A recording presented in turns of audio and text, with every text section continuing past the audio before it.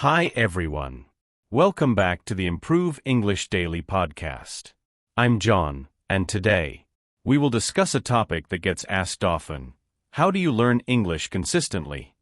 If you've ever felt enthusiastic about learning at first, but then lost interest, or wondered how to not give up easily, today's topic is perfect for you.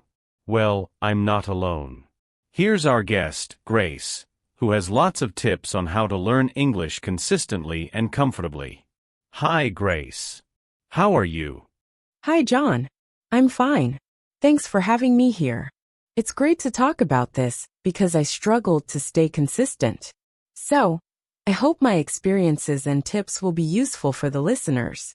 Yes, I'm really glad we could talk about this. Many people are enthusiastic at first, but after a few weeks, they start to back off. In your opinion, Grace, why do many people find it difficult to be consistent? I think one of the main causes is having too high expectations at the beginning. Sometimes, we like to want to be able to do it quickly. So we start with big ambitions, studying for hours, or trying a lot of material at once. But when we don't see quick results, we disappoint and stop. So what about you, John? Have you ever felt that way when you were learning English? Oh, very often, Grace. I used to be like that. At first, I wanted to learn grammar, vocabulary, listening, and everything else at once. But it turned out to be really hard to maintain it. From there, I learned that it's better to focus little by little but consistently. In your opinion, what's the best way to build a consistent study habit? For me, the most important thing is to make a realistic study schedule that's not too heavy. Start small, for example, studying 15 to 20 minutes a day rather than studying for hours. In your opinion, John, is there a specific way to make learning English more interesting? In my opinion, learning through content that we like can help. For example, if you like music, try listening to English songs and learn the lyrics. What about you, Grace? What makes you enjoy learning? I totally agree. I like watching English movies and series without subtitles. So besides practicing listening, I also learn more natural expressions. By the way, John, do you think having friends or study partners is important? It's very important, Grace. If we have study friends, we have more motivation because we can support each other. In addition, we can also practice speaking with them. Do you have a study partner too, Grace? Yes, I have a friend who is also studying English, and we often chat or talk in English. It was so much fun. It felt like practice without always having to be serious. Do you have any tips for people still feeling shy or not confident? My tip is to start with small and not scary things. For example, try practicing talking to yourself in front of a mirror or record your own voice first. Grace, do you think it's important to join a language community? Oh, very important. A language community can be a safe place to practice, because everyone is learning together. If we see other people struggling, we feel less alone. In your opinion, how do you join a community if you don't have any acquaintances? You can start with social media or language learning platforms, such as applications that provide study groups. Or try looking for English community accounts on Instagram or Facebook.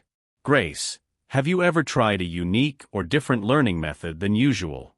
Yes, I've tried the shadowing method. So, I listen to audio in English and immediately follow the words. This is really good for practicing pronunciation. John, what do you think makes someone able to keep studying? In my opinion, there must be a strong reason, like a clear goal. If you just study without knowing the goal, you usually get bored quickly. Grace, did you have a specific goal when you started studying? At first it was because of work. But over time I realized that English gave me more opportunities. So I kept studying. Do you have a target yourself, John? Yes, I want to be able to chat fluently without thinking first, so it's more natural. That's why I practice listening and speaking a lot. Do you have any tips for learning new vocabulary without forgetting quickly? I like using flashcards and often reviewing new words. Also, try to put the new words into sentences. Do you think it's important to learn grammar? I think it's important, but don't focus too much until you forget to practice. Grammar can be learned while you're on the go. The important thing is that we continue to use English. How do you learn? I learn grammar from mistakes during practice. So if I make a mistake, I write it down and fix it. By the way, do you have any tips for keeping your motivation high? I often see small progress, such as being able to understand movies or chat a little more fluently. That makes us excited again. In your opinion, how important is the environment in learning English? Very important, because a supportive environment makes us more motivated. Try to find an environment or friends who also like to learn languages. If there aren't any, what do you think? If there aren't any, we can create our own, for example by setting our gadgets to English or reading content in English. Do you have a specific study routine, Grace? I usually study early in the morning, while drinking coffee. I think morning is the most effective time.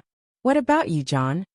I prefer the evening, before going to bed, so I can review and reflect on today. Do you have any recommendations for applications or websites for studying? I like Duolingo and YouTube. There's a lot of free and fun content there. Do you use the apps yourself? Yes, I like to use Memrise for vocabulary and YouTube for listening. Do you think it's important to learn from native speakers? If you can. It really helps, because we learn more natural pronunciation and expression. But don't be afraid if you can't. What do you think? Agreed. Native speakers help, but we can also learn a lot from other sources. Lastly, Grace, what's your message to listeners who are still struggling to learn English? Never give up. Remember, everyone has their own process. The important thing is that we keep moving forward. Thanks for inviting me, John. You're welcome, Grace. Thanks for sharing too. Hopefully our chat today can be an inspiration for my friends. Wondered. Wondered is the past tense of the verb wonder, which means to feel curious or question something in your mind. Example: she wondered if she had made the right decision by moving to a new city. Causes. Causes refer to the reasons or factors that lead to an event, situation, or outcome. Essentially, it's about why something happens. Example: smoking is one of the primary causes of lung cancer. Disappoint. Disappoint means to fail to meet the expectations or hopes of someone, causing them to feel let down or unhappy. Example: I didn't want to disappoint my parents, so I studied hard for the test. Way. Way means a particular method, approach, or manner of doing something. Example: she has her own way of cooking pasta. Heavy. Heavy means involving great effort or difficulty. Example: this job involves heavy labor and long hours. Shy. Shy describes a person who feels uncomfortable, nervous, or timid in social situations or when interacting with others. Example: she's too shy to speak in front of the class. Acquaintances. Acquaintances are people you know, but not closely. They are more than strangers, but not as close as friends. Example: I met some new acquaintances at the conference.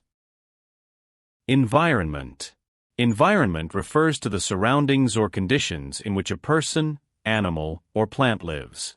Example: a supportive work environment helps employees feel valued and productive. Thank you for watching. To improve your English skills, don't forget to practice every day. Don't forget to click like, subscribe, and comment.